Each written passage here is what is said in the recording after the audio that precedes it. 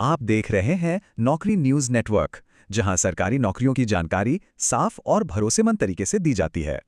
आज हम बात करने वाले हैं CSIR CMERI की तरफ से आई टेक्नीशियन भर्ती 2025 के बारे में।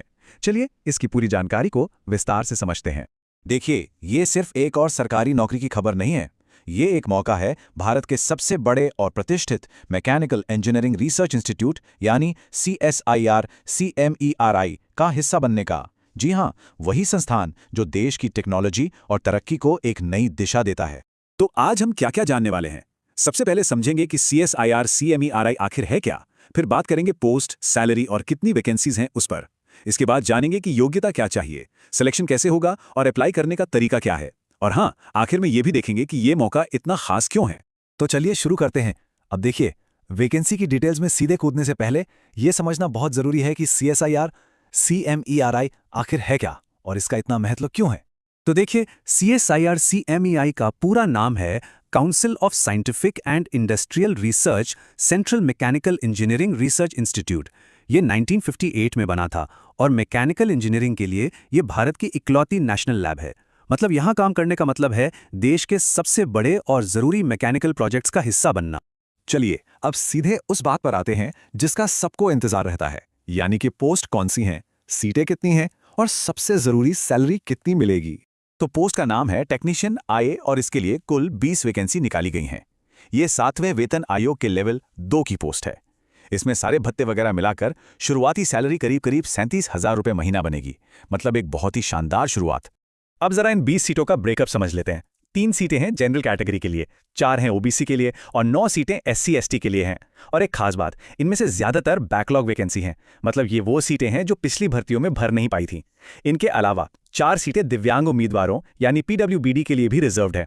चलिए अब आते हैं सबसे जरूरी सवाल पर कि भाई कौन कौन इस पोस्ट के लिए अप्लाई कर सकता है। देखते हैं कि इसके लिए योग्यता क्या मांगी गई है। तो देखिए, क्वालिफिकेशन बहुत सीधी सादी है। 10वीं पास होना चाहिए साइंस के साथ और कम से कम 55% मार्क्स होने चाहिए। इसके साथ 3 में से कोई एक चीज जरूरी है। या तो अपने ट्रेड में ITI सर्टिफिकेट हो, या 2 साल की अप्रेंटिसशिप की हो, या फिर उसी फील्ड में 3 साल काम करने का अनुभव हो। उम्र सीमा की बात करें तो अप्लाई करने की आखिरी तारीख यानी 21 जनवरी 2026 तक उम्र 28 साल से ज्यादा नहीं होनी चाहिए। और हाँ, सरकारी नियमों के हिसाब से रिजर्व कैटेगरी के उम्मीदवारों को उम्र में छूट भी मिलेगी। जैसे SC/ST को 5 साल की और OBC को 3 साल की छूट है। ठीक है, तो अगर कोई कैंडिडेट योग्य है तो अगला सवाल उठता है, सिलेक्शन होगा कैसे। चलिए इस पूरे प्रोसेस को अच्छे से समझते हैं। सिलेक्शन प्रोसेस में 3 मेन स्टेप्स हैं। सबसे पहले तो सभी एप्लीकेशंस की जांच होगी। फिर जो कैंडिडेट शॉर्टलिस्ट होंगे उनका एक ट्रेड टेस्ट होगा। ये सिर्फ क्वालिफाइंग है, मतलब इसे बस पास करना है। इसके नंबर फाइनल मेरिट में नहीं जुड़ेंगे और जो लोग ट्रेड टेस्ट पास कर लेंगे सिर्फ वही लोग लिखित परीक्षा दे पाएंगे। अब ये बात बहुत ध्यान से सुनने वाली है, क्योंकि ये इस भर्ती का सबसे जरूरी नियम है। जो फाइनल मेरिट लिस्ट बनेगी वो सिर्फ और सिर्फ पेपर 2 और पेपर 3 के नंबरों पर बनेगी। पेपर 1 बस पास करना है, उसके मार्क्स नहीं जुड़ेंगे। इसका सीधा मतलब यह है कि तैयारी का पूरा फोकस जनरल अवेयरनेस, इंग्लिश और अपने ट्रेड सब्जेक्ट पर ही होना चाहिए। सिलेक्शन यहीं से तय होगा। एग्जाम में कुल 3 पेपर होंगे। पेपर 1 होगा मेंटल एबिलिटी का, 50 सवाल 100 नंबर के, और इसमें कोई नेगेटिव मार्किंग नहीं है, जो एक राहत की बात है। पेपर 2 है जनरल अवेयरनेस और इंग्लिश का, 50 सवाल होंगे लेकिन 150 नंबर के। और पेपर 3 होगा अपने ट्रेड सब्जेक्ट का, इसमें भी 50 सवाल 150 नंबर के होंगे। और याद रहे, पेपर 2 और 3 दोनों में नेगेटिव मार्किंग है, तो हर जवाब सोच समझ कर ही देना होगा। चलिए अब समझते हैं कि अप्लाई करने का पूरा प्रोसेस क्या है। एक एक स्टेप करके देखते हैं ताकि कोई गलती ना हो। तो तारीखें जरा ध्यान से नोट कर लीजिए।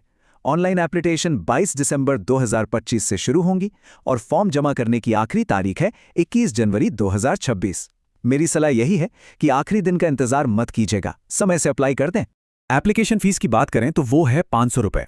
लेकिन हाँ, एक अच्छी बात यह है कि SC/ST, PWBD, महिला और एक्स सर्विसमैन उम्मीदवारों को कोई फीस नहीं देनी है। उनके लिए फॉर्म बिल्कुल फ्री है। प्रोसेस काफी सीधा है। सबसे पहले ऑफिशियल वेबसाइट cemari.res.in पर जाना है, फिर अपनी ईमेल आईडी और मोबाइल नंबर से रजिस्टर करना है।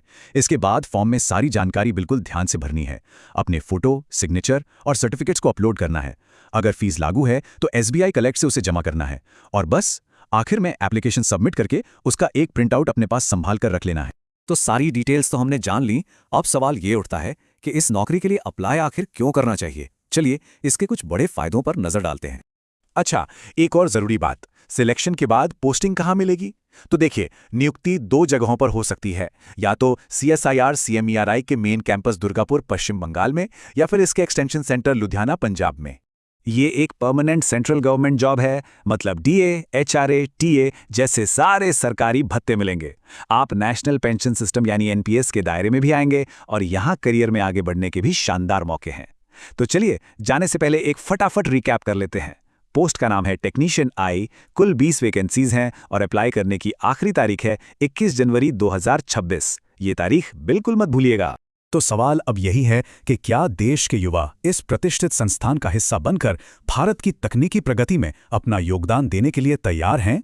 उम्मीद है ये जानकारी आपके काम आई होगी। अगर हाँ, तो इस वीडियो को लाइक जरूर करें और इसे अपने उन दोस्तों के साथ शेयर करें जो ITI के बाद एक अच्छी सरकारी नौकरी की तलाश में हैं।